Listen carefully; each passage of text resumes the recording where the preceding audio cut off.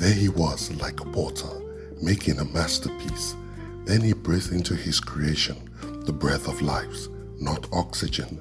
Instantly, he got his spirit and became a living soul. Being a living soul already presupposes he can die. A day in the sight of God is like 1,000 years, so this amazing creation called Adam, the federal head of mankind, would have one day to himself. 1,000 years, but sin occurred, and the soul that sinneth must die. Therein lie the law of sin and death. Adam could only live 930 years, remaining 70 years. The atonement for sin is blood, so without the shedding of blood, there is no remission of sin. A surrogate was needed, so 2 innocent animals were slain, one for each person for the atonement of sin and for their salvation. But this was temporal. Unfortunately, everyone connected to Adam the first will be a sinner from birth, and God had to do something about it. The plan of salvation was already set in motion, as the last Adam must come.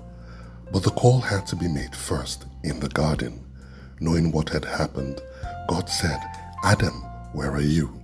Unknown to him, he was not calling Adam the first, hence his very odd response. He was making a call to the last Adam in the future for the work of salvation.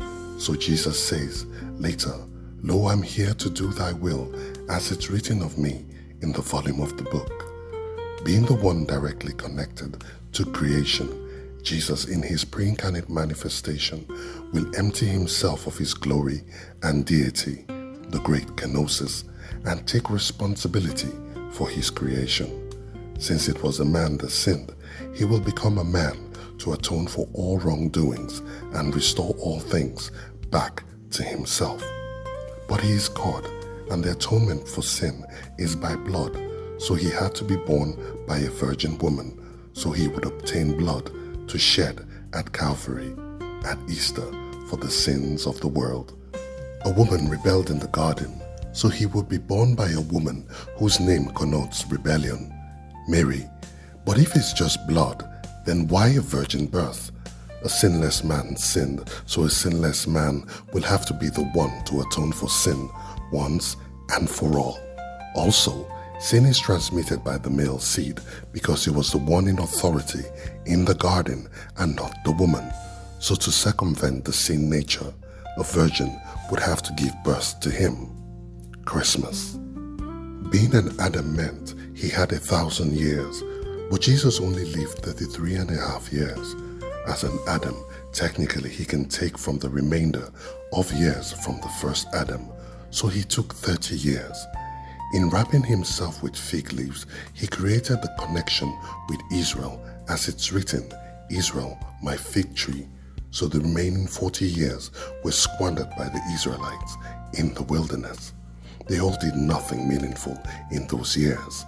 How about the remaining 3.5 years of Jesus? After the baptism at the Jordan, he stepped into the ministry of the Christ.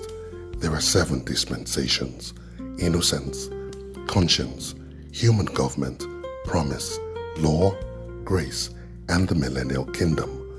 The dispensation of the law still has 7 years left, in which Satan's counterfeit, known as the Antichrist, should show up or use the time. Hitherto a secret, the dispensation of grace, or the church age, was inserted, holding back the 7 remaining years of the dispensation of the law. So being called the Antichrist, Jesus the true Christ, having preeminence over him, will take to himself 3.5 years of the time allocated to him. The dispensation of the law will continue after the rapture. Once it was 1 lamb for a person, then 1 lamb for a household, then 1 lamb for a nation. Finally, it's 1 lamb for the whole world, Jesus, the Lamb of God, who takes away the sins of the world. There is more to Easter than meets the eye. Happy Easter.